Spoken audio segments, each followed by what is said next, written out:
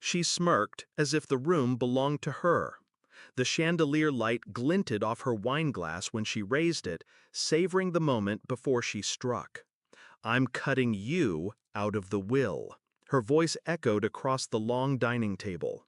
My siblings stiffened, but none looked at me. They didn't need to. This had been rehearsed. I just smiled. Slow, calm. I leaned forward. "That doesn't matter anymore, Mom. Because," and that's when her smirk cracked. "I used to worship her. That's the part people never believe. Growing up, I clung to every shred of affection she gave me, which wasn't much. A pat on the head when I brought home a perfect report card, a tight smile when I did her chores before she asked. She made me fight for crumbs.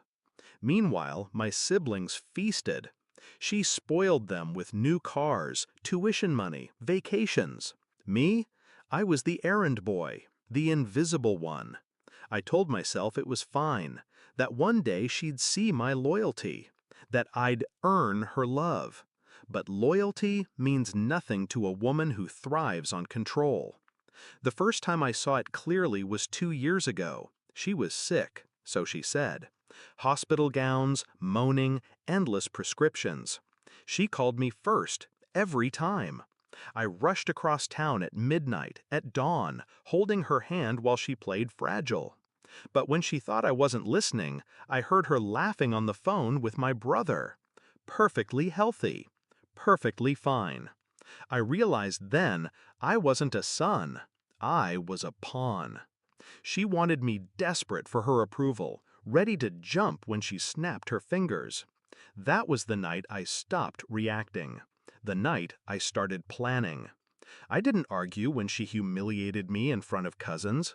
Didn't flinch when she skipped me in family gifts.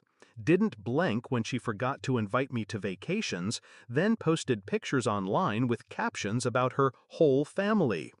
Let her think I was broken, silent, small. In truth, I was patient. I watched. I learned. Her empire wasn't love. It was money. Control tied up in deeds, trusts, shell companies she bragged about to anyone who'd listen. She thought she was untouchable because she held the strings. So I started cutting them, one by one. First, I found her weakness, vanity. She trusted no accountant, no lawyer, not really. But she trusted admiration.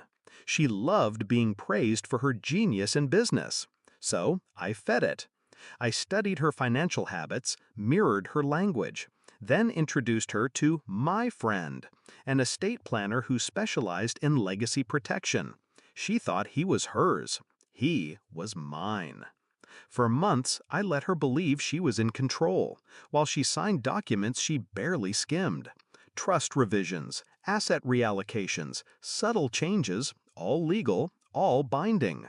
Her empire slowly shifted hands. To me. By the time her birthday dinner arrived, I already owned her. The lake house she adored? Mine. The untouchable accounts she bragged about? Redirected.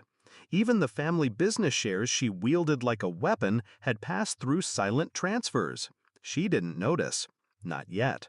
She was too busy rehearsing her performance. So there we sat, her throne disguised as a dining chair, her court of children watching. She delivered her line like a dagger. "I'm cutting you out of the will." The table gasped. My siblings smirked, shadows of her cruelty etched on their faces. They thought they'd won. But I had been waiting for this.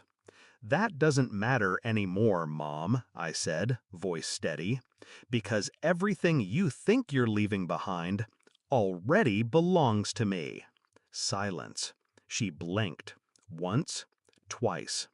The room tilted as the weight of my words landed. I pulled a folder from my jacket and slid it across the table. She didn't touch it at first.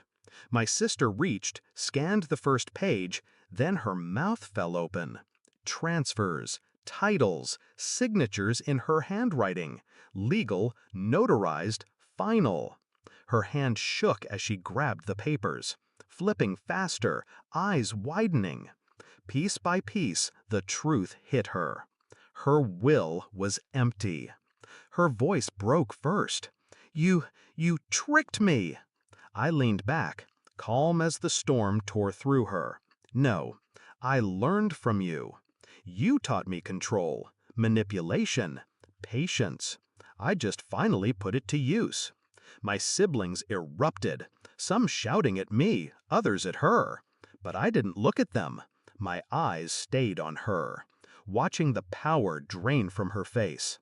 For the first time in my life, she looked small. 9 hours later, the house was chaos. My siblings scrambling, my mother locked in her study, screaming into phones that could no longer save her. And me? I slept peacefully. Because justice doesn't always come from courtrooms or confessions. Sometimes it comes in silence, in signatures, in the patience to let arrogance dig its own grave. I suppose you could call it revenge, but I don't. Revenge is fueled by anger. This was something colder, cleaner. She wanted me powerless. She made sure I grew up.